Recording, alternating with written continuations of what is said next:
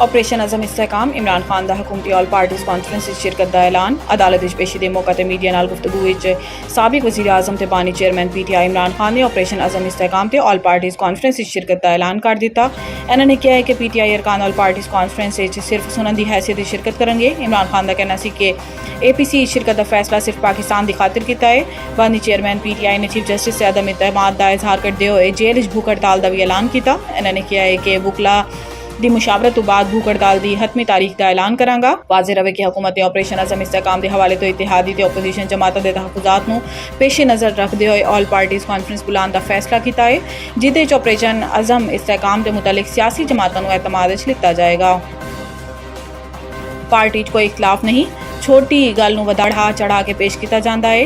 अली अमीन गंडापुर इस्लामाबाद खैबर पख्तूनख्वा के वज़ीर आला ते PTI रहनुमा अली अमीन गंडापुर का कहना है कि पार्टी च कोई इख्तलाफ नहीं। वज़ीर आला KP अली अमीन गंडापुर ने इस्लामाबाद विच मीडिया नाल गुफ्तगू विच कहा है कि छोटी जी गल नूं बढ़ा चढ़ा के पेश किया जाता है। पार्टी च कोई इख्तलाफ नहीं। बानी PTI इमरान खान की रिहाई लई पूरी पार्टी मुतहर्रिक है। अली अमीन गंडापुर का मजीद कहना सी कि अदलिया च पूरी उम्मीद है कि इंशाअल्लाह बानी PTI की रिहाई होएगी। असीं साबित किया साडी पार्टी आइन दे मुताबिक चलने वाली पार्टी है। इन्हां दे कपड़े च करप्शन दे जितने सुराख ने इन्हां नूं जल्द पता चल जाएगा। PTI दा अज मनसेरा इश्तिकाल इस्लामाबाद जलसा है। सऊदी फरमारवा दा अहल ते काबिल अफराद नूं सऊदी शहरियत देने का ऐलान। गैर मुल्की खबर रसां इदारे के मुताबिक शाह सलमान ने मुतअद्दिद शोबां अहल ते काबिल अफराद की सऊदी शहरियत देने का ऐलान किया है।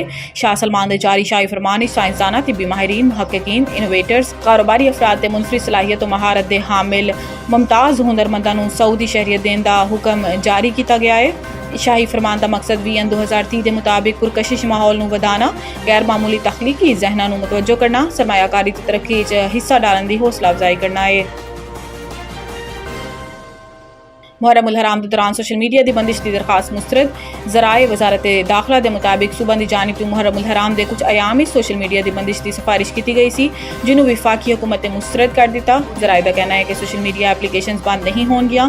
मुहर्रम उल हराम में सिक्योरिटी नूं फुल प्रूफ मजीद फाल ते मौसर बनाया जाएगा। ज़राए के मुताबिक मुहर्रम उल हराम विच मोबाइल सिग्नल्स भी इन्हां मकामात ते बंद होंगे जिथे जलूस ते मजालिस होंगियां। वाज़े रवे कि मुहर्रम उल हराम के दौरान मुख्तलिफ सूबां की तरफ तो 6 एप्लीकेशनस नूं 6 तो 11 मुहर्रम तक बंद रखने की सिफारिश की गई सी।